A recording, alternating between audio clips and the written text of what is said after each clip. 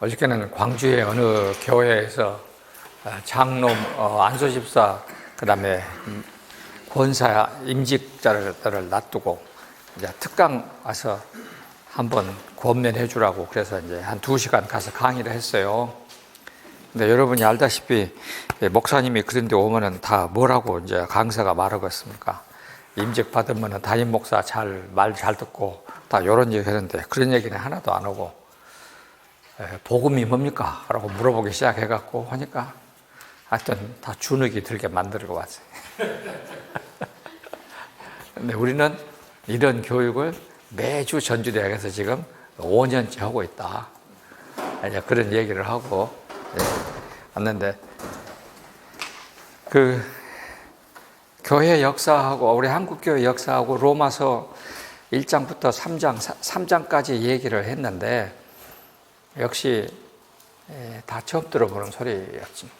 그러니까 제가 그런 특강을 지금 많이 하고 가끔씩 와서 뭐 특강 해주라 그러면은 뭐 전도하게 하면 여러분들 가서 전도를 할 때 무슨 말을 하냐 그렇게 얘기해가지고 전도하려면 기독교는 이런 것을 믿고 기독교는 이런 거다라고 말을 해야 될 텐데 기독교가 뭐냐, 구원이 뭐냐, 예수님이 누구냐 이런 거 물어보면 어떻게 대답을 하고 그러냐 하면서 이제 믿음이란 뭐냐 뭐 이렇게 쭉 얘기를 하면은 다 아는데 하나도 대답을 못 해가지고 이렇게 정리시켜주고 또 정리시켜주고 그런 일을 하고 있습니다. 자, 오늘은 지난 시간에 했던 그 교재 페이지 21쪽 심령이 가난한 자. 그러니까 지금 이제 여러분들이 다 옛날에 학교 다닐 때 영어 공부를 했으니까 저는 그 옛날 우리 영어 책 중에 유진이라는 교수가 쓴 구문론이라는 신텍스라는 책이 있거든요. 그 책을 아주 여러 번 봤어요. 그러니까 영어 문장에서는 이렇게 하면은 이쪽은 주요소, 이쪽은 종요소 그래요. 그러니까 주요소, 종요소. 그러면 이렇게 하면은 이쪽은 주부, 주어 부분, 이쪽은 술부 이렇게 하거든요. 그러면 이제 일형식은 I am 이렇게 하면은 이거 일형식이에요. 주어 동사 이것만 있으면은 일형식이라고 그래요. 근데 이제 이형식 동사 지금 우리나라 말 성경은 심령이 가난한 자는 이렇게 되어 있잖아요. 근데 여기 보면은 여기 가난한 자 여기 심령이라는 말은 수식어입니다. 그래서 명사가 명사를 수식하려면 명사의 이격이 와야 돼요. 그래서 마음이 가난한 이격을 써요. 가난한 자는 여기 비동사 여기 헬라말에서 여기 지금 우리 보면 헬라말 원어성에 비동사는 생략도 있어요. 심령이 가난한 자는 행복한 자이다. 그러니까 우리는 또 이것도 두 문장으로 되어 있지만은 헬라말은 한 문장이에요. 마카리오스가 마카리오스가 한 문장입니다. 이게 복 받은 자다 하는 말로 한 문장이에요. 여기 가난한 자도 여기 푸토코스라고 하는 가난한 자 한 문장이에요. 그러니까 심령이 가난한 자는 행복한 자다. 그러면은 요 문장으로 한다면 주어 보어니까 주어는 보어와 이 형식 문장에서는 동격이니까 가난한 자는 행복한 자다. 이렇게. 그러니까 예수님이 이건 굉장히 지금 어떻게 보면 폭탄적인 선언을 하고 계시는 겁니다. 그럼 당시 세상 모든 사람들이 부자 되기를 원할 텐데 지금 예수님을 찾아온 사람들은 거의 100%가 가난한 사람이라고 해도 돼요. 부자는 그 바리새인들, 뭐 사두개인들, 유대교 지도자들만은 소수요. 근데 그 사람들을 앉혀놓고 그 많은 사람, 최소한 10,000명이 넘는 그 사람들에게 심령이 가난한 자는 복이 있다. 그러면은 예수님은 지금 주어가 달렸습니다. 그 사람들은 돈 없는 자잖아요. 돈 없는 자는 불행하다인데 돈 없어서 가난한 자 몇 뜻인데 예수님은 심령이 가난한 자, 이 수식어를 정확하게 했어요. 심령이 가난한 자. 그러니까 우리가 이 영어 책을 번역을 할 때는 이 종료소를 먼저 번역하고 수식어를 수식받는 주어는 나중에 이제 번역을 하는 것입니다. 그것이 순서가 틀리면 굉장히 듣는 사람이 어려워요. 그래서 심령이 가난한 자는 행복한 자이다. 요거는 생략해놨어요, 지금. 왜? 그 다음에 왜를 해놨어요. 여기 하나님의 나라. 하나님의 나라가 여기는 이제 나라. 여기 이제 헬라 말 그대로 문법적으로 한다면 나라, 여기 하나님. 하나님의 나라. 하나님의 나라가 있다. 이거 비동사예요. 이거 생략했어요. 비동사 생략하고 그들에게. 이게 이제 그들에게 요거는 수식어입니다. 그래가지고 그들에게 이렇게 해서 수식어로 여기 전치사가 빠져 있고 그들에게 있다. 수식어가 이렇게 됐으니까 하나님의 나라는 그들에게 있기 때문이다. 이렇게 번역을 해놔요. 아마 우리 학교 졸업하신 분들은 다 할 겁니다. 제가 책을 한 500페이지를 한 40권 번역을 했습니다. 그래, 그런 사람이요. 그래서 번역상을 많이 탔어요. 그런데 내가 번역한 책을 우리 한국 기독교 모든 신학교 대학에서 다 교재로 썼습니다. 근데 가는 사람들 한 번씩 가면 내 얼굴을 모르니까 차종순이라는 사람이 누구냐고 나다고 그러면 깜짝깜짝 놀라요. 그렇게 젊냐고. 이렇게 되어 있어요. 그러니까 종료소를 먼저 하나님의 나라는 그들에게 있다 때문이다. 이렇게 하는 거죠. 다 여기는 이형식 문작, 여기는 일형식 문작으로 딱 선포했습니다. 저는 그래서 예수님이 명연설가라고 지난번에 했던 부분을 내가 그렇게 좀 미진하게 설명을 했는데 이 말은 제가 무슨 말을 하냐면은 목사가 설교할 때에 이런 식으로 일형식과 이형식 문작으로 설교를 하면 듣는 사람이 굉장히 정확하게 듣습니다. 근데 이것을 3형식이나 4형식, 5형식 문장으로 하면은요, 듣는 사람이 머리를 한참 굴려야 돼. 그래, 아주 어려워. 그런데 우리나라의 명설교가로 유명했던 부흥사들의 설교를 들어보면은요, 전부 다 한 문장, 한 페이지 안에 들어가는 문장을 썼어요. 2페이지 아닙니다, 전부 다. 한 줄 안에 있는 문장을 계속 썼어요. 바꿔 말하면 1형식과 2형식으로 말을 했다는 것입니다. 그러니까 우리가 명령할 때도 어떻게 됩니까? 우리가 명령할 때도 이렇게 명령해야 알아듣습니다. 명령은 그냥 간단하게 동사 하나만 쓰잖아요. 이런 식으로 해서 예수님은 지금 듣고 있는 사람들한테 많은 그 가난한 사람들에게 너희들은 가난한 자는 복 있다. 왜냐? 너희들은 마음이 가난하기 때문이다. 바꿔 말하면 돈이 없어서 가난한 게 아니고 너희들은 심령이 가난하기 때문에 복 있는 자다. 그러면 부자는 뭐예요? 마음이 부유하기 때문에, 돈 때문에 마음까지 부유해져서 가난하지 못하기 때문에 불행한 자다 하는 것을 반대적으로 말합니다. 그러니까 이 명연설가는 그 연설을 듣고 듣는 사람이 생각하게 만드는 거예요. 아, 심령이 가난한 자는 복 있다.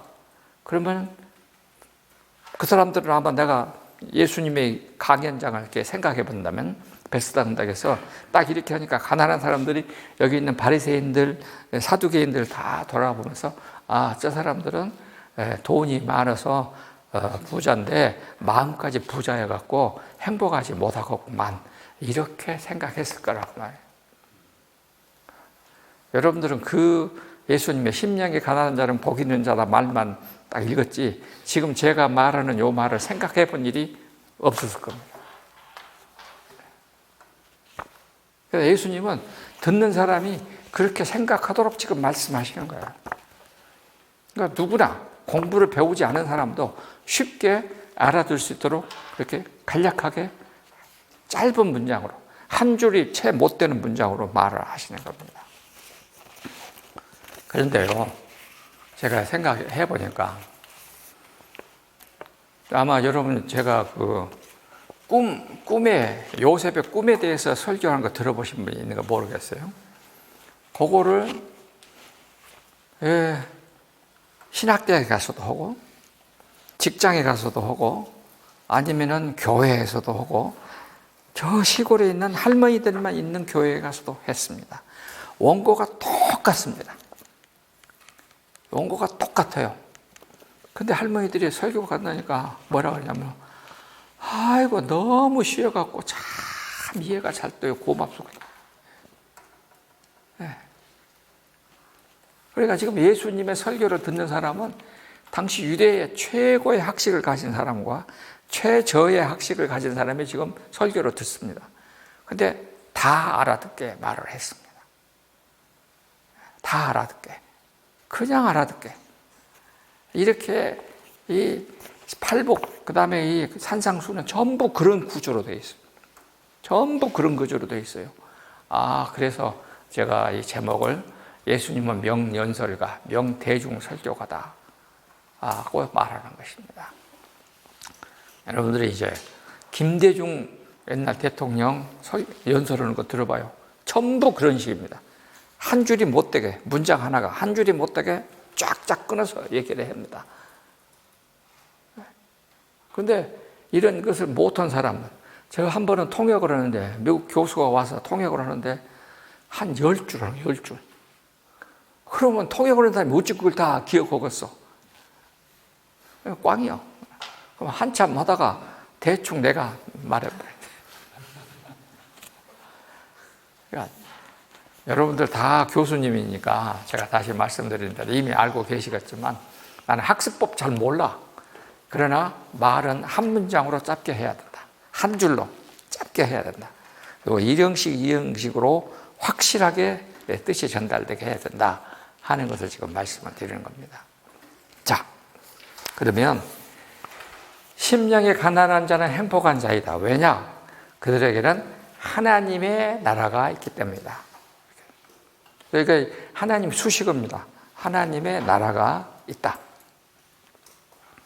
여기 존재한다. 비동사는 있다. 존재한다니까 있다. 그러면 이 하나님의 나라가 뭐냐라고 하는 것입니다.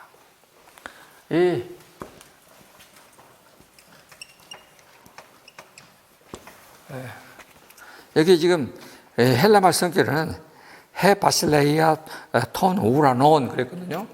여기는 이제 우리는 하나님의 나라라고 했지만은 헬라말은 하늘이요.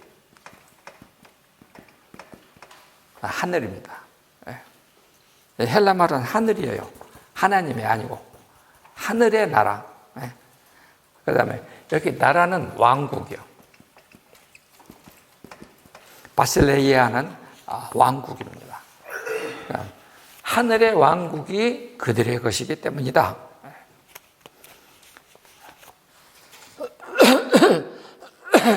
자, 그러면 이 하늘나라라고 번역된 하늘나라, 하늘의 왕국은 어떤 나라인가를 쭉 말하고 있었습니다.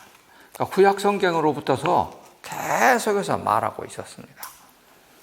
근데 이제 조금 이론을 붙이면 조금 더 깊게 조금만 더 설명하면은 히랍 철학은 소크라테스부터 쭉 내려오는 소크라테스, 피타고라스 쭉 내려오는 철학은 완전히 우리가 이원론적 철학이라고 합니다. 그러니까 그 사람들은 하늘의 세계하고 땅의 세계를 분리해서 말을 합니다.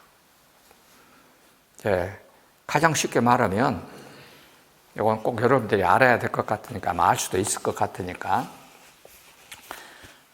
히랍은 하늘의 나라에 서열이 있습니다.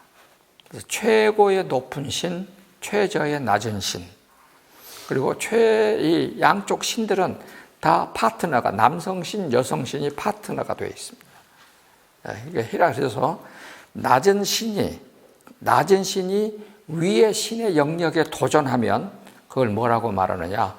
우리 지난번에 성경 공부할 때에 아담이 선악과를 따먹은 것과 똑같은 범죄라고 생각합니다. 그래서 그것을 불의라고 그래요. 자기 한계를 건너뛰면 불의한 것입니다. 근데 히랍 신화에서는 그렇게 불의를 범한 신을 어떻게 하느냐? 물질 세계로 내쫓았어. 그래서 이 하늘의 왕국에서 물질 세상으로 내보냈어요. 그러면 쫓겨난 신은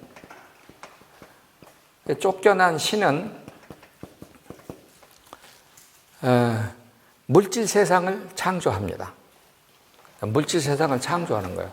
그래서 히랍 신화에서는 물질을 만든 이 쫓겨난 신은 악한 신이에요. 이렇게 악한 신인데 이 물질 세상 속에 이 쫓겨난 신이 살 수가 없으니까 여기다 사람을 만들고 사람의 마음에 이 신이 들어와서 사는 거예요. 이것이 히랍인들의 인간론이에요. 그러면 여기 있는 이 물질은 다 악한 것이기 때문에 이 물질을 벗겨내야 돼, 이걸 벗겨내는 것이 뭐냐면은 금욕, 도덕, 절제. 그래서 여러분들이 소크라테스의 절제부터 시작했고 모든 단어들이 다 여기서 나오는 것입니다. 그래서 이걸 벗겨내면은 이걸 하나씩 다 벗겨내면은 어느 날 내가 영원히 본래의 세상으로 되돌아갈 수 있는 것은 되는 것입니다. 그래서 여기는 죽음이라고 하는 것을 물질로부터서 영이 해방되는 해방의 날로 생각을 합니다. 이것이 이제 히랍 사람들의 생각이에요. 그래서 이제 소크라테스에게 간수가 마실 독약을 줘요. 그러니까 소크라테스가 이제 요리 돌아가게 됐으니까 나를 이끌 신에게, 우리 옛날 장례 지낼 때도 귀신한테, 도깨비한테 뭐 줘야 되잖아요. 그러니까 그런 식으로 내가 헌주하겠다, 이몰레이트 하겠다 그러니까 꼭 너 죽을 약만 넣어놨으니까 그렇게 주지 말고 혼자 마시고 죽어라. 그래서 소크라테스 딱 마시고 왜 발로부터 이렇게 발이 안 움직인다 해가지고 점점 해서 딱 죽었어. 그러니까 소크라테스가 마지막 죽을 때 내가 진짜 해방됐다. 내 영혼의 본래의 세계로 내 짝을 찾아서 간다. 이렇게 이제 해방되는 것입니다. 그러면은 이렇게 내려올 때 강이 두 개예요. 여기 기억의 강이 있어. 그리고 여기 망각의 강이 있어. 망각을 뭐라고 하냐면 레데라고 해요. 네. 그리고 기억은 무네시스라고 해요.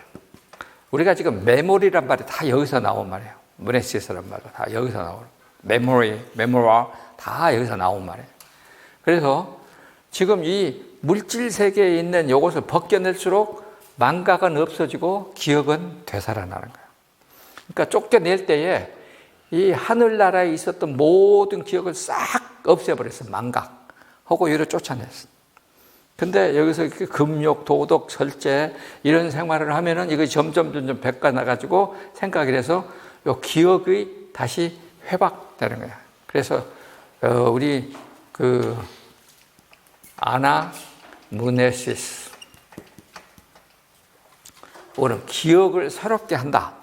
그래서 헬라 말에서는 이걸 뭐라고 말하느냐? 상기, 아니야. 소크라테스의 교육법을 맞죠? 상기, 기. 나 한문을 못 쓰겠네. 생각, 상자에다가 기, 일어날 기자. 어떻게 쓰지? 한번 써. 상기법이라고 그래. 갑자기 생각이 안 나. 예. 일 맞죠? 예. 아니. 이렇게. 오른쪽에. 예. 오른쪽에 기. 기. 몸 기자. 알았어. 오케이. 네. 상기법이에요. 그래서 이 기억을 새롭게 한다. 소크라테스의 교육은 자기 노예 하인한테 결정하다. 너는 여기에 대한 기억을 가지고 있는 거야. 그러니까 너 이것 때문에 안 됐으니까 이걸 다 벗겨내면은 너의 기억이 새로워질 거야 하고 말하는 거예요. 그래서 이 소크라테스의 교육을 기억법이라고 그렇게 말해요. 기억해낸다. 아나무네시스, 기억을 새롭게 하는 교육이다. 그렇게 말을 해요. 그래서 소크라테스는 일로 돌아가면서 자기의 이 세상의 기억이 나서 자기 영혼의 본래의 짝과 하나가 되어서 신들의 세계로 되돌아가는 것. 요거를 힐랍 사람, 그 힐랍 철학에서 혹은 소크라테스부터 쭉 내려오는 아주 중요한 생각입니다.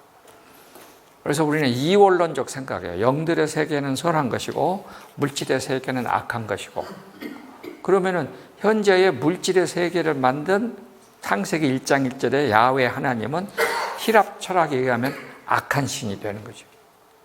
그래서 힐랍 사람들은 예수님을 믿기는 믿어도 우리하고는 조금 다르게, 그래서 초대교회 때 그래서 이단이 굉장히 많은 것이었습니다. 이렇게. 나중에 여러분들이 골로새서나 이 에베소서 읽어보면, 빌립보서 읽어보면은 거기에 나오는 모든 이단들은 기초적인 사고가 여기에 있기 때문에 그런 것입니다. 뭐 그렇게 어려운 건 아니고, 요거는 소크라테스의 대화편을 쭉 다 읽어보면 나오는 것들에 대한 종합입니다. 자, 그래서 여기에 대비해서 이런 생각이 아닌 지금 하늘나라라고 하는 이 개념, 요것에 반대해서 제가 왕국, 하늘의 왕국이라고 하는 하나님의 나라를 지금 말하는 것입니다. 기독교는 하늘나라, 신들의 세계가 아닌 하나님의 왕국. 그러면은 힐랍신은 최소한 여기는 다수, 이게 아주 다신 종교예요. 신들이 아주 많아 여기는. 근데 우리 기독교는 뭐예요? 유일신. 근데 유일신도 삼위로 계시는 유일신. 계시는 유일신을 말하는 거예요. 그래서 우리는 이 하나님. 그러면 이 하나님은 하늘과 땅을 동시에 창조하신 분이고, 동시에 보이는 것과 보이지 않는 것을 창조하신 분이다. 이렇게 고백합니다. 그래서 우리 325년에 우리 교회가 당시 지금 기독교가 최초로 로마에서 이제 자유를 얻었잖아요. 313년에 자유를 얻습니다. 그리고 325년에 로마 교회의 지도자들이, 우리말로 목사님들이 다 모여요. 318명이 모여서 최초의 회의를 합니다. 그래가지고 거기서 하나의 교리를 결정합니다. 그게 뭐냐면은 하나님은 누구이냐? 보이는 것과 보이지 않는 것을 동시에 창조하신 하나님이다.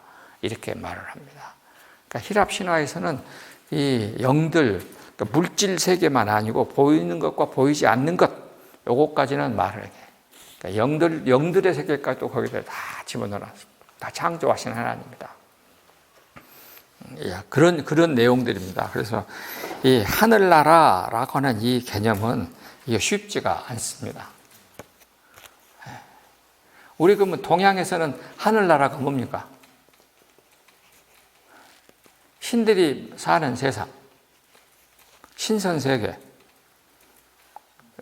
우리 장자의 세계나 그런 세계는 다 그쪽으로 가는 것 아니에요? 그러니까 우리 지금 내가 이제 여러분들에게 가끔씩 평양에 대해서 별로 좋지 않게 말하는 걸 기억하실 거예요. 왜 그러냐?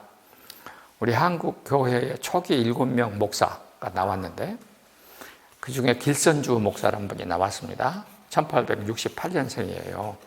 이기풍 목사하고 나이가 같아. 그러니까 여러분들은 저한테 기억력이 좋다고 그러는데 기억력이 좋게 하는 방법이 하나 있어. 왜냐하면 길선주 목사는 1868년에 다 외우면 잊어버려. 근데 이기풍 목사하고 같다. 이렇게 외우면 안 잊어버려.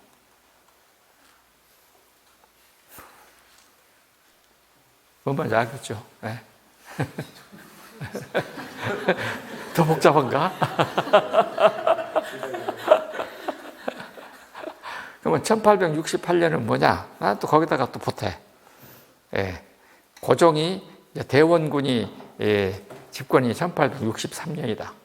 1863년에 누가 죽었을까? 전봉준이 죽은 날이다.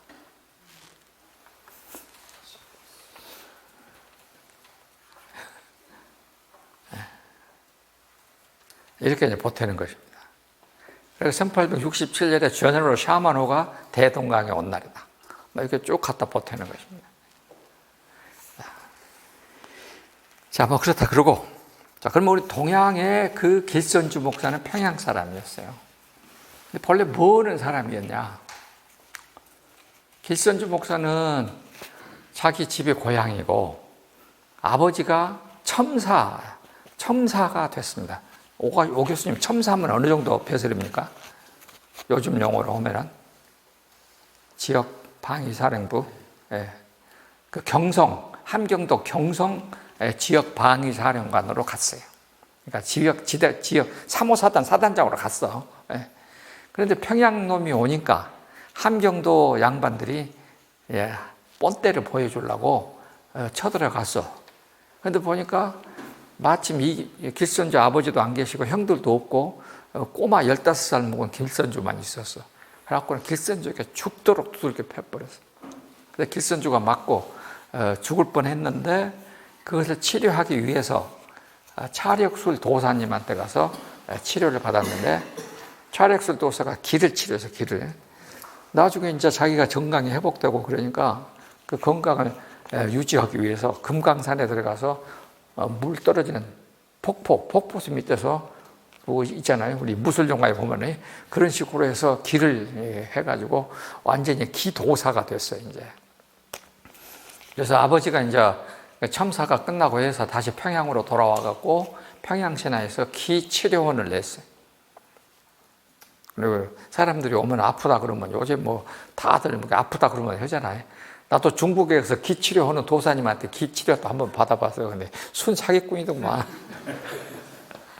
이렇게 해서 나중에 이 길선주는 평양의 그 대동강에 흐르는 조그만 소천들은 쑥 날아갔고 쑥 건너가기도 하고 그랬다고 합니다. 그 정도까지 이제 됐어.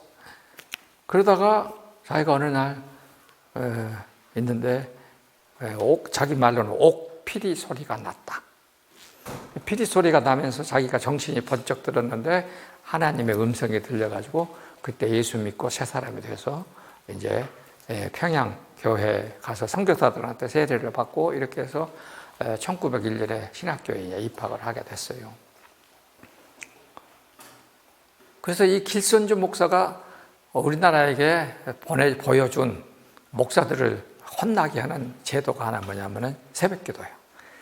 이 양반은 새벽 2시면 일어나서 물 맞으면서 도로 닦은 사람이라 새벽에 잠 안 자고 하는 것은 보통인데 목사들은 보통 일이 아니지 이것이.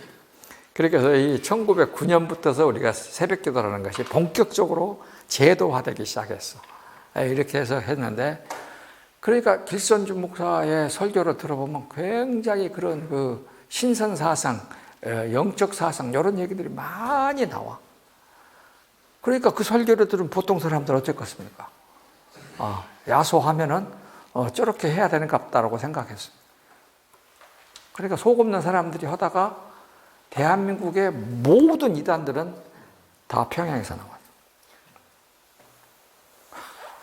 문선명, 박태선, 김백문, 이용도 다 그 제자들이에요. 근데 내가 영적으로 훌륭하다는 사람들 절대 안 믿어. 왜냐하면 영적으로 기도 많이 한 사람들 결론은 뭐냐? 길선주 목사가 1934년에 죽었는데 1935년에 예수님이 평양에 재림한다고. 우리나라의 최초의 재림 예수를 말한 사람이 길선주 목사예요. 그리고 다 책에 있어. 근데 아무도 말을 안 해. 내가 만약 지금 서울에서 이 말을 한다. 그러면 듣는 사람 들고 나 곧 잡아 죽이려고 할 거야. 이렇게 돼. 그래서 우리 한국에 동양의 신선 사상과 연결시켜가지고 이렇게 말을 가르치고 그것을 영적인 것으로 우리에게 가르친 사람들. 그게 전부 다 북쪽 사람들이에요. 그러니까 여러분들 정신 바짝 차려야 돼. 그래서 우리 호남은 그게 없어요. 우리 호남은 선교사들이 말씀 중심으로 가르쳤기 때문에 그거 생각도 못해. 하여튼 그렇게 알으시기 바랍니다. 그리고 한국 교회는 평양 사람들이 월남을 했는데 이렇게 산파선을 넘어서 밑으로 내려온 사람 전체의 80%가 평양 쪽, 20%가 함경도 쪽이에요. 그럼 함경도 쪽은 또 무슨 세상이냐면은 신과 합일하는 생각을 많이 해요. 그래가지고 여러분들 입신 뭐 이런 거 있잖아요. 넘어지고 쓰러지고 그거는 다 함경도에서 나오는 생각이에요. 그래서 함경도의 원산 중심으로 해서 함흥 이쪽에서 나온 그 신앙 형태예요. 그래서 옛날 여러분들 중에 아마 태백기도원을 많이 가봤는가 모르겠어요. 그리고 우리 지금 그만합시다. 그 사람 얘기는 하지 말고. 아무튼 이렇게 해서 이런 나쁜 생각들이 다 남쪽으로 내려왔는데 우리 호남 쪽에는 이런 것들이 거의 안 먹혔어. 전혀 먹히질 않았어. 그 사람들이 떠들 때 우리 호남은 뭐 했느냐? 순교했다 이거야. 그래서 우리가 차이가 크게 있는 것입니다. 왜냐면 이제 그 입신을 하고 그 사람들이 하늘나라에 갔다 왔다고 떠들어도 되는 거야. 나는 하늘나라에 가서 나중에 하늘나라에 내가 집 보고 왔다. 나도 그렇게 말하는 사람들이 이 말하는 걸 직접 들었으니까 말하는 사람들이 그래서 속으로 지랄하네. 그건 절대 있을 수도 없는 일인데 그렇게 말을 한단 말이야. 자, 그러면 합시다. 자, 21쪽 위에서부터 이제 하늘나라는 어떤 나라인가를 알아볼 차례가 되었다. 예수님은 벳세다 언덕에 찾아온 병들고 배고픈 사람들은 물론이려니와 예수님의 말씀을 책잡으려는 바리새인들과 유대주의 지도자들에게 하나님의 나라의 신뢰를 말씀하여 보여주신다. 여기에서 신학적으로 정리된 하나님 나라 이것을 내가 설명하지 않는다. 성경에서 말하는 내용만 가지고 말하려고 한다. 요한복음은 가난하고 배고픈 사람들뿐만 아니라 배부른 유대교 지도자들에게도 영적인 배고픔을 느끼는 사람이 곧 참 신령한 가난한 자라고 지적해 준다. 다시 말하여 너희 유대교 지도자들은 육적인 배부름이 있는 부자이지만 영적으로는 배고픈 사들이라고 규정하시는 것이다.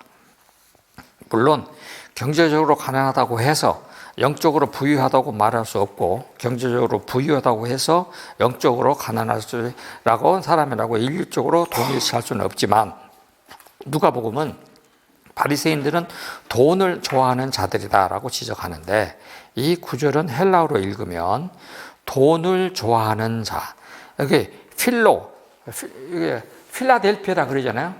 필라델피아는 형제 사랑이라는 뜻이거든요. 그래서 필로 그 다음에 옆에 뭐가 있냐면은 아르고이, 옛날에 돈이 은이었으니까 은을 사랑하는 사람을 돈을 사랑하는 사람으로 번역을 했습니다. 바리새인들은 거기에 보면 돈에 좋아한다라고 번역했는데 헬라말은 원래는 돈에 예속된 자들이다. 돈 아래에 속하는 사람이다고 번역합니다.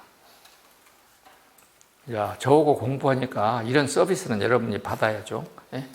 여러분들은 돈을 좋아하는 자라고 그러는데 그 단어의 원래 뜻은 돈에 예속된 사람들이다. 예. 당시 돈은 은전이었기 때문에 은을 사랑하는 사람들은 돈에 예속되는 사람이다. 이렇게 표현을 했습니다. 따라서 산상수훈은 팔복에서 맨 먼저 예수님께서 거론하신 심령이 가난한 자는 돈을 사랑하여 물질적인 풍요를 누릴 뿐만 아니라 돈과 풍요에 예속되어 있는 자들, 즉 바리새인들을 지칭하는 대비적인 표현으로 볼 수가 있다. 예수님께서 누가복음과 마태복음에서 하나님과 재물을 겸하여 섬길 수 없다. 마태복음 6장 24절, 누가복음에도 다 말씀했는데 바리새인들에게 예수님은 하나님과 재물 가운데서 하나를 택하라고 종용하시면서 나는 너희들이 부유함의 출처가 어디인지 잘 알고 있지 라고 은근히 위협을 가하신다. 요즘 용어로 말하면 당시 바리새인들의 부유함의 근거는 개인 기업 운영 플러스 권력형 비리 플러스 부정축제가 합하여 이루어낸 부유함이라고 지적하시는 것이다. 성경은 구약에서부터 이렇게 말한다. 출애굽기 20장부터 23장 19절까지는 모세 10계명과 그다음에 거기 나오는 47개 계명이 열거져 있거든요. 근데 거기 보면은 다수를 따라 악을 행하지 말며 송사의 다수를 따라 부당한 증언을 하지 말며 가난한 자의 송사라고 편벽되이 두둔하지 말라. 출애굽기 23장 2절 3절에 말하고 있습니다. 요 얘기는요, 이 구약성에 나오는 선지자들이 이 말을 안 한 선지자들이 없습니다. 모든 선지자들이 이 말을 당시 반복을 합니다. 여러분들이 혹시 그걸 한번 물어볼까 싶어 갖고 내가 생각할게. 구약성경 아모스 성경은 아모스라는 성경이 있습니다. 욥시 이사야 다 끝나고 다니엘, 호세아 여기 아모스 나옵니다. 요엘, 아모스.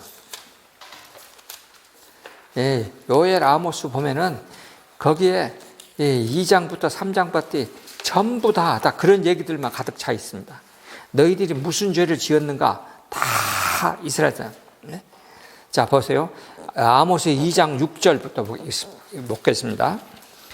아모스 시대가 어느 시대냐면 아합 다음에 북이스라엘의 두 번째 전성기입니다.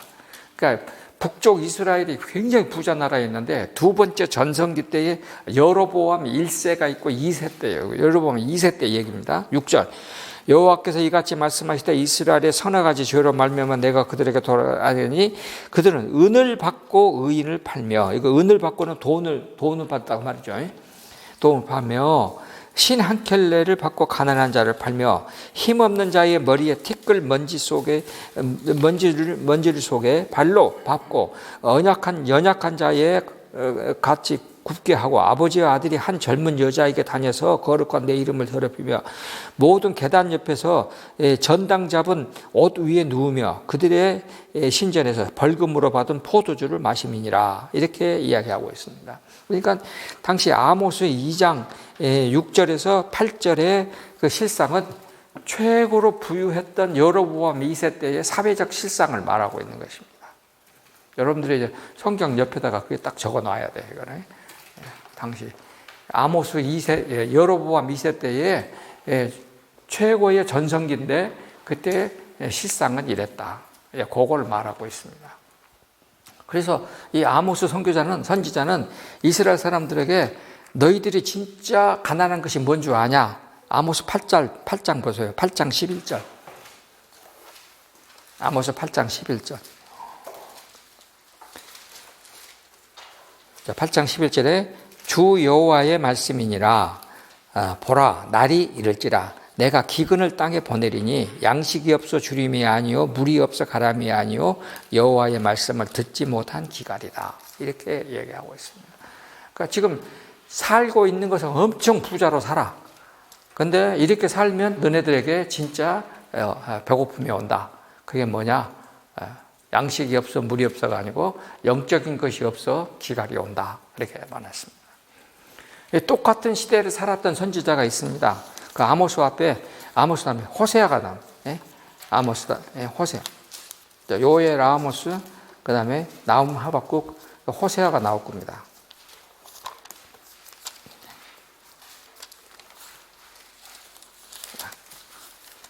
호세아가 그 앞이에요. 자, 호세아 4장 봅시다.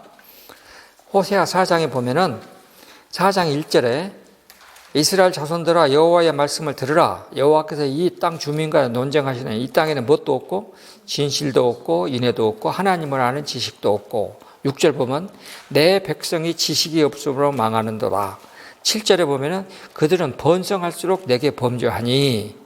그리고서 이제 10절에 가면은 그들이 먹어도 배부르지 아니하고 음행하여도 수요가 늘지 못하니 이는 여호와를 버리고 따르지 아니하였음이라. 11절에 음행과 묵은 포도주와 새 포도주가 이들의 마음을 빼앗느니라 그랬어요. 그러니까 이런 시대, 이 아모스와 호세아가 같은 시대를 지금 예언하고 있습니다. 그때의 시대상을 두 선지자가 이렇게 말하는 것입니다. 그러니까 예수님은 자기 눈앞에 있는 지금 이 바리새인들을 향하고 가난한 사람들에게 지금 우리가 그런 시대가 다시 됐다 하고 말씀하고 계시는 것입니다. 그래서 이런 그 부유함, 이런 것들이 진짜 잘못됐다. 그 중에 이제 제가 오늘 본문 21절, 21페이지 미안. 출애굽기 해가서 다수를 따라 하지 말며 해가지고 거기 마지막 밑에서부터 다섯째 줄, 구약 성경은 이와 같이 한편 들기는 보이지 않는 금전거래 뇌물이 있었다는 사실을 일반화시킨다. 뇌물은 보석과 같아서 그가 어디로 향하든지 형통케 하는 잠언 17장 8절에 그렇게 되어 있어요. 편리함을 갖는다. 그렇지만 탐욕이 지혜자를 우매하게 하고 뇌물이 사람의 명철을 망하게 하는 것이라고 전도서 7장 7절에 말하고 있습니다. 참 명철은 뭐냐? 성경에 말하고죠. 주를 경외함이 주예요. 악을 떠나는 것이 명철이니라. 욥기 28장 28절. 여러분들이 교회에서 이제 주일학교 가르칠 때 명철하면은 외우기 쉬워요. 욥기 28장 28절. 요건 이제 잊어버리면 무엇이 명철이냐? 주를 경외함이 지혜요. 악을 떠나는 것이 명철이니라. 내가 너희에게 가르치는 규례와 법들을 듣고 준행하는 것이 여러 나라들 앞에서 너희의 지혜요 너희의 지식이라. 그들이 이 큰 나라 사람은 과연 지혜와 지식이 있는 백성이라 할 것이다 라고 기록되고 있다. 자, 그래서 하나님을 가까이 하는 것이 지혜와 명철과 지식이다. 저번에 언제 한번 여러분들에게 많이 말씀을 드렸는데, 여기에서 돈을 헬라말로 다시 한번 합니다. 헬라말로 돈을 크레마라고 그랬어요. 그래서 이 크레마라고 하는 이 헬라말에다가 돈이요, 옆이라고 하는 전치사를 앞에 둡니다. 파라. 그러면은 돈이 옆에 있으면 이 말이에요. 이것은 곧바로 즉시 부사가 돼버려요. 우리 급행조 내잖아. 돈 내면은 뭐요? 곧바로 즉시요. 그러니까 돈에다가 옆이라는 전치사를 갖다 앞에다 놓으면은 접두어로 붙이면은 뭐가 돼요? 곧바로 즉시가 돼버려요. 부사가 돼버려요. 명사가 부사가 돼가지고 이렇게 재밌는 단어로 바뀌어져.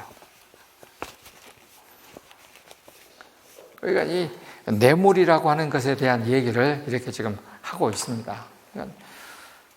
구약 성경에 나와 있는 부자들 이야기들이 이제 많이 나오죠. 그런데 저도 이제 목회해 볼 때 경험인데, 교인들 집에 신방 가갖고 기도하면서 부자 되게 해달라고 그러면 제일 좋아하대. 뭐 가난하게 되라고 그렇게는 내가 말은 못하지만은 하여튼 복을 받게 해달라고 하는 기도는 해야 될 것 아니에요. 그러면은 근데 그것도 이집도 똑같이 복을 받을 수 있는 기도를 해야지. 이 집은 크게 복 주고 이 집은 이렇게 하면 또 큰일 나. 그래서 제가 예를 들어서 농사 지어갖고 100배의 이익이 나면 어쩌습니까? 농사 지으면 100배 납니까? 이삭은 농사 지어서 100배 수확이 있었어. 성경에 나와 있어. 창세기 26장 보세요. 창세기 26장.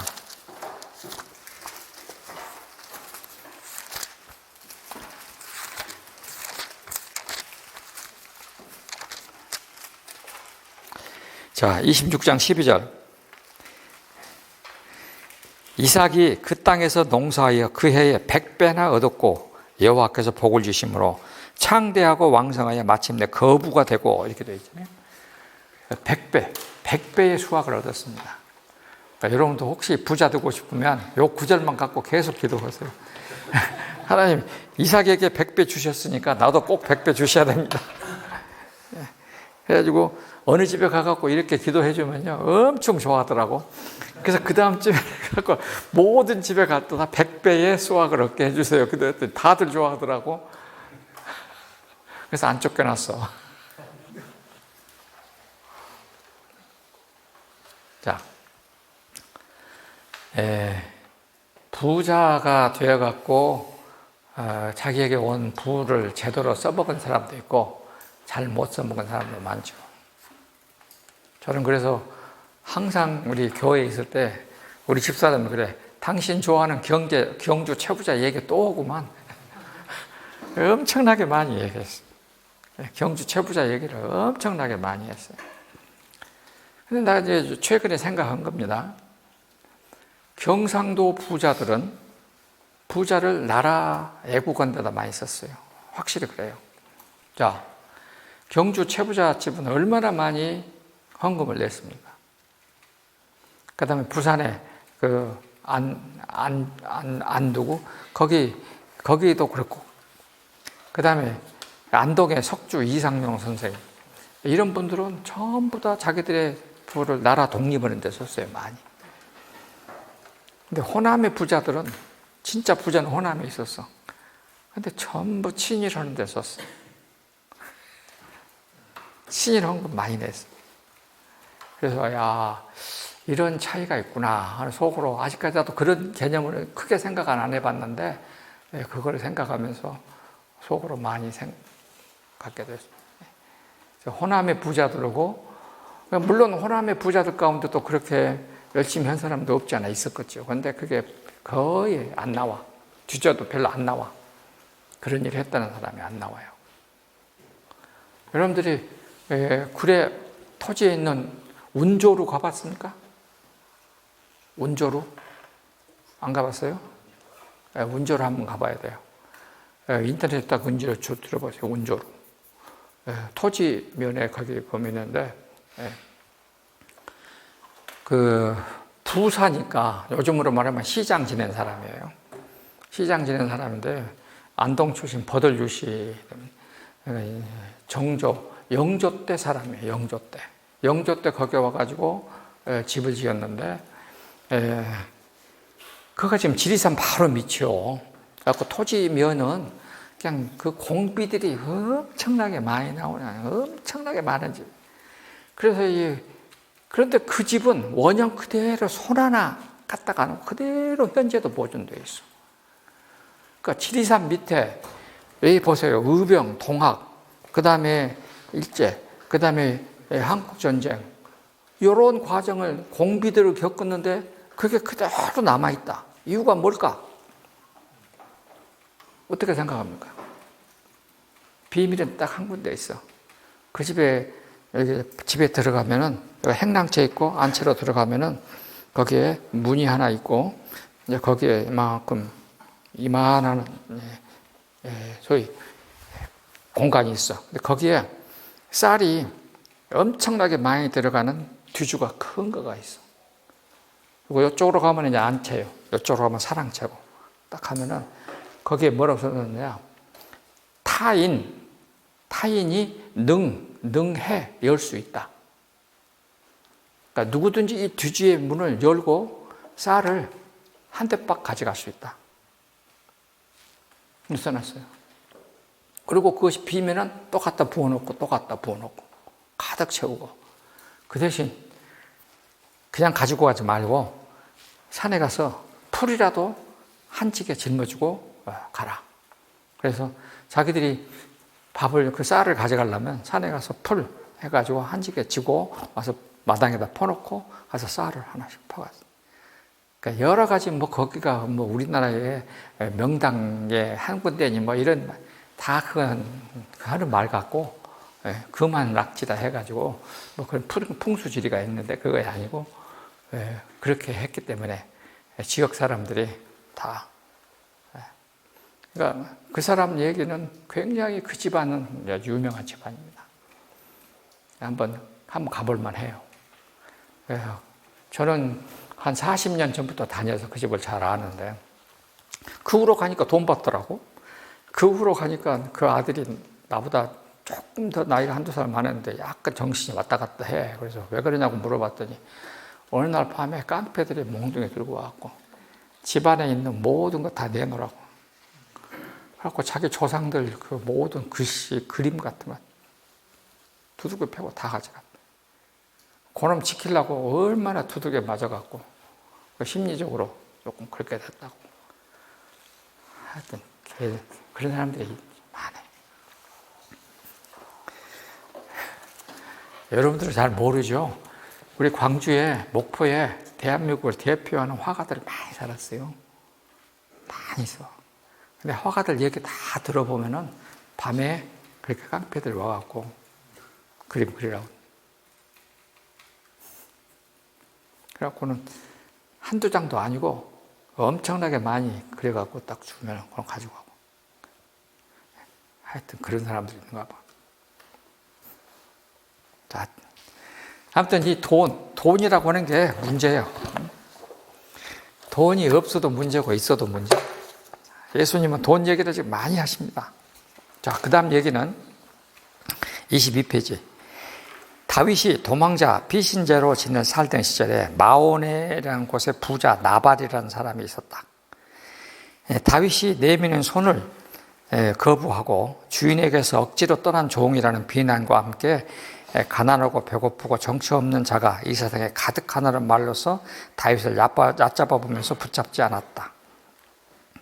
다윗은 시간적으로 볼 때 나발의 후원을 받으려고 부하를 보내기 직전에 용서, 그것도 자기를 추차로 죽이려고 했던 원수같이 여기는 사울, 그의 주인이며 또한 장인을 용서하는 일을 했다. 그 전에. 그래서 다윗은 3,000명을 거느리고 자기 죽이려 했던 그 사울이 잠자는 구리에 들어가서 사울을 죽이지 않고 사울의 옷가를 살짝 베고 나오는 용서하는 일을 했다. 이런 일을 겪은 이 다윗이에요. 그런데 그렇게 해서 다윗은 다윗은 자기를 지금 이 사울하고 다윗의 관계를 여러분들이 구약 성경을 안 여러분들을 위해서 내가 잠깐 말할게요. 사울은 누구냐면은 하나님이 이스라엘의 첫 번째 왕으로 세워준 사람입니다. 사울은 베냐민 지파예요.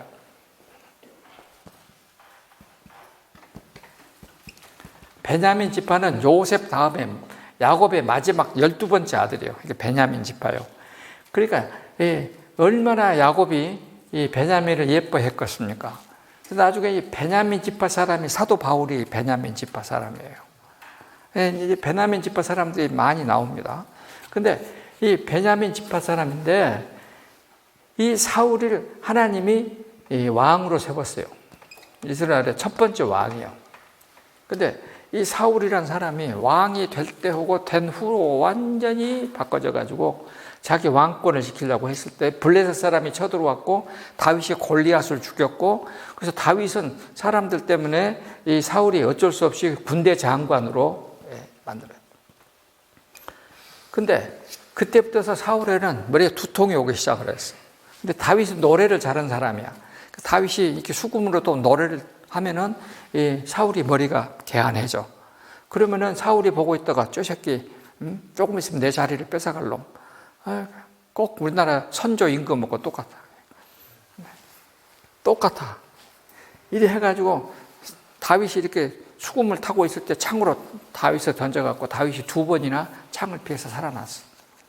그래서 다윗이 어쩔 수 없이 사울을 피해서 도망을 가기 시작을 했고, 그 도망 다니는 기간에 아둘람이라는 구레, 돌구레, 이게 피난처, 동굴이란 뜻이요. 여기에 가가지고 400명이나 되는 사람을 데리고 같이 살면서 피난 생활을 할 때에 이 400명의 군대들이 지금 여기 나발이라는 사람, 이 사람의 큰 양떼들을 이렇게 지켜줬어요. 이렇게. 그래서 이 많은 재산을 이제 지켜주니까 당연히 다윗은 나발이라는 사람이 양털을 깎고 추수할 때쯤이면 자기를 지켜선 자기 부하 사람 400명에게 먹을 것은 좀 줄 줄 알았는데 사람들이 갔는데 그건 안 하고 다윗을 주인 떠난 정치 없는 놈이 뭔 손을 버지냐는 식으로 다윗을 거부를 했거든. 그 얘기입니다, 지금. 그러니까 이 사람은 부자는 부자였는데 자기가 부자가 된 것을 자기 것인 줄 알고 아주 그렇게 좋아하고 자기 부에 심취해 있었던 사람이고, 부자였던 사람들의 대다수의 잘못은 한 번 부자 되면 영원히 부자일 줄 아는 사람들. 뭐 중국에도 그런 이야기가 수없이 많이 나오고, 뭐 서양에도 엄청 많이 나오고, 어느 나라나 다 똑같은 얘기가 많이 나오는 것입니다. 그러니까 다윗은 자기 장인이며 왕이었던 사울이 자기를 잡으러 왔는데 자기가 동굴 깊은 곳으로 도망을 갔더니 나중에 사울이 해를 피해갖고 낮잠을 자고 있었다. 그래서 가가지고 창으로 찍으면 되는데 가만히 옷가에 옷자락만 한 짝 베고 나와가지고 그것도 가슴 아파갖고 그런 사람. 지금 그런 용서한 일이 있었어. 그 다음에 나발에게 먹을 것은 좀 주라 하고 사람을 보내는데 그렇게 무참하게 창피를 당했어. 이제 이런 과정에서 다윗이 쓴 시가 시편 35편일 것 같아. 까닭 없이 나를 미워하는 자들이 서로 눈짓하며 내게 선을 악으로 갚아 나의 영혼을 괴롭게 하나 나는 그들이 병들었을 때에 굵은 베옷을 입으며 금식하여 내 영혼을 괴롭게 하였더니 내 기도가 내 품으로 돌아왔도다.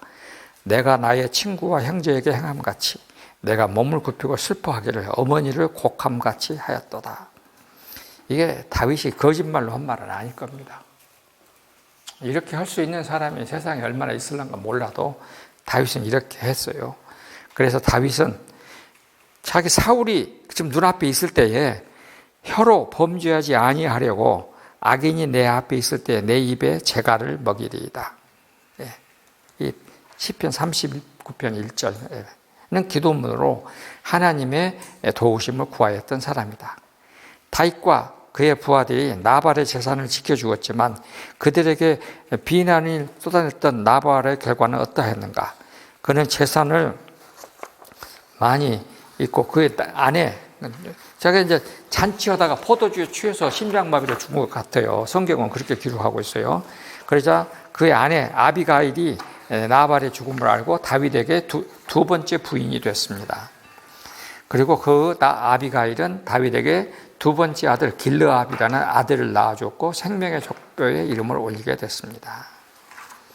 예수님께서도 바리새인들은 돈을 좋아하는 자들이라고 말씀하신 다음에 곧바로 누가복음의 한 부자와 한 거지 나사로의 이야기로 비유로 말씀하십니다. 그러니까 내용상으로 그렇게 연결되더라고요. 자색옷과 고운 베옷을 입고 날마다 호의호식했던 부자는 자기 대문 앞에서 헌대를 앓으면서 대문 앞에 구걸하는 그 가난한 나사로, 거지 나사로. 예수님은 하나님의 나라를 크게 둘로 표현하는데 거지 나사로가 죽어서 천사들에게 받들려 하나님 아브라함의 품에 안기는 곳, 그 다음에 부자가 죽어 음부에서 고통받는 곳으로 나누었다. 하나님 나라는 두 장소가 공존한다. 이 비유의 뒷면에 숨은 얘기는 무엇일까? 나는 이렇게 생각해 봤어요. 부자는 날마다 대문을 드나들 때 헌대를 앓는 거지 나사로를 향하여 너는 무슨 죄가 있기에 하면서 속으로 비웃으면서도 겉으로는 나는 너를 내쫓지 않는 착한 사람이라고 적선을 과시하였을 것이다. 반면에 거지 나사로는 부자의 문 밖에서 부자가 던져주는 부스러기로 끼니를 해결하면서도 부자에게 하나님의 복을 기도하곤 하는 착한 사람이었다. 하늘나라는 누가 가는가? 누가복음은 거지 나사로가 아브라함의 품에 쉬는 곳, 심령이 가난한 자 거지 나사로의 이거 내가 잘못 썼어. 거지 나사로가 아브라함의 품에 쉬는 것 맞아요. 심령이 가난한 거지 나사로의 마음을 가진 사람이 가는 곳이라고 말을 하고 있다. 어원적으로 헬라어 가난하다 푸토코스라는 이 말은 to bow down timidly. 그러니까 거지들이 돈 달라고 할 때에 그냥 뻔뻔하게 하는 건 아니잖아요. 쭈삣쭈삣 하면서 이렇게 한다. 이게 부재. 이 가난하다는 말의 원어가 그것들 어원이 그것입니다. 고개를 숙이면서 쭈삣쭈삣 하면서 주세요 이렇게 한다 이 말이에요. 내키지 않을지라도 어쩔 수 없이 고개 숙이다는 뜻으로 먹고 입고 마실 것이 없어서 결여서 우리 속담대로 목구멍이 포도청이기 때문에 20전 다니면서 탁발하는 상태를 말한다. 즉 여기서 말하는 탁발이란 말, 멘디컨트란 말은 생존의 수단이 없는 극도로 가난으로 찌든 상태를 말하는 것이다. 이 가난한 자는 여러분이나 저는 육체적으로 경제적으로가 아니고 영적으로 이렇게 가난한 자가 되라는 것이다. 그러면 이건 뭘 말하겠습니까? 부자는 지금 이 예수님이 말씀하시는 지금 거기에 있는 두 종류의 사람이잖아요. 한쪽은 부자고 한쪽은 대중 가난한 사람이고. 그럼 부자는 왜 부자예요? 내가 일부러 그 말을 안 썼어요. 왜 부자예요? 율법도 다 지키고 안식일도 다 지키고 적선도 다 하고 구제도 하고 그다음 뭣도 해서 금식도 하고 우리는 뭣도 하고 이렇게 해서 기도도 열심히 하고 이러니까 우리는 영적으로 가난한 것이 하나도 없는 사람들이에요. 근데 가난한 사람들은 어때? 그렇게 할 수도 없어. 헌금할 돈도 없어. 왜 가난한 사람들? 그래서 예수님은 지금 일부러 들으라고 하는 것입니다. 그리고 단어도 가난하다는 단어가 많이 있는데 지금 요 단어를 쓰는 거예요. 지금 프토코스. 이거 읽을 때 그렇게 읽습니다. 프토코스. 지금 이 단어를 라틴어는 파우페르라고 써요.